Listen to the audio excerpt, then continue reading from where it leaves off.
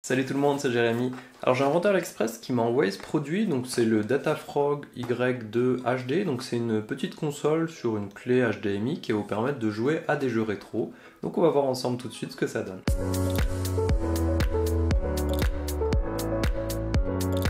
Alors dans la boîte, il n'y a pas grand chose, on va retrouver ces deux manettes, la clé HDMI qu'on va venir brancher sur l'écran, sur la télé, ce qu'on veut du moment qu'on a un récepteur HDMI, et un petit câble USB qui va permettre d'alimenter ce petit module là. Alors à l'intérieur, on a aussi une petite carte SD qui en fait contient finalement les jeux, la mémoire, le système de la carte. Et la seule chose à faire, c'est venir le brancher au dos de l'appareil. Alors je vous coupe la petite musique parce que c'est sympa mais du coup vous n'allez pas m'entendre. Alors voilà ce qu'on a quand on arrive sur l'écran de connexion. Donc on va ici pouvoir choisir entre pas mal de jeux différents. Alors c'est écrit qu'on a 568 jeux inclus à l'intérieur. J'ai demandé au vendeur aussi, on ne peut pas rajouter de jeux grâce à cette petite carte mémoire qui est dedans. On ne peut pas non plus sauvegarder ses parties, donc ça c'est un petit peu dommage parce qu'il y a des jeux comme Mario etc. Du coup on va recommencer à chaque fois au premier niveau, donc bon ça c'est un petit peu dommage. Mais bon. Donc par exemple, si on va sur Mario, on a toutes les versions de Super Mario Bros, de Super Mario jusqu'à 14.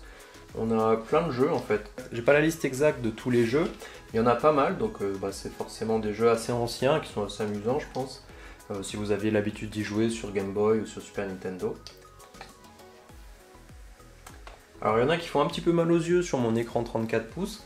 Bon sur la télé après ça va à peu près, hein. J'ai testé aussi sur la télé chez moi.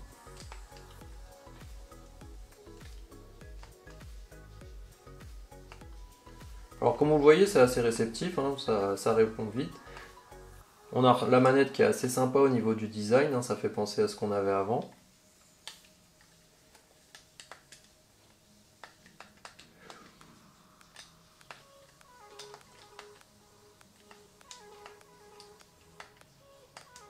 Alors on peut revenir en arrière en appuyant sur les deux boutons Start et Select en même temps. On va essayer d'autres types de jeux.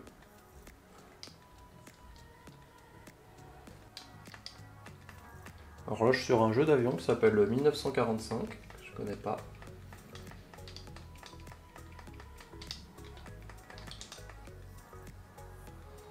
Et j'ai déjà perdu.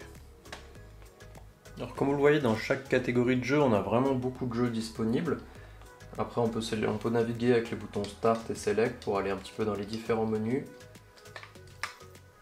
On a les Mario, les Tortues Ninja, pas mal de vieux jeux comme ça. Je ne sais pas exactement si on peut retrouver la liste, je vous mettrai le lien dans la description d'AliExpress. Mais je crois pas que tous les jeux soient listés, parce que je suis pas sûr qu'ils aient forcément les droits en fait d'utiliser tous ces jeux non plus.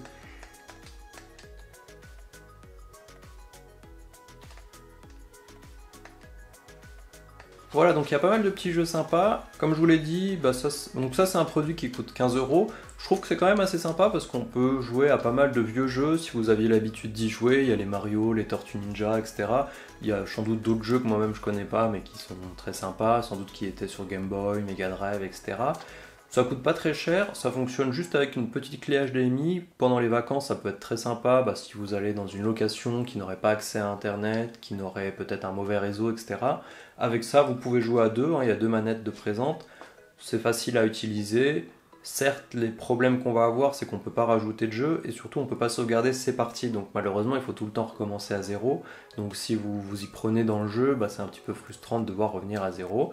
Mais c'est assez amusant, puis ça coûte pas trop cher finalement. Voilà, donc dites-moi ce que vous en pensez, puis on se voit dans la prochaine vidéo.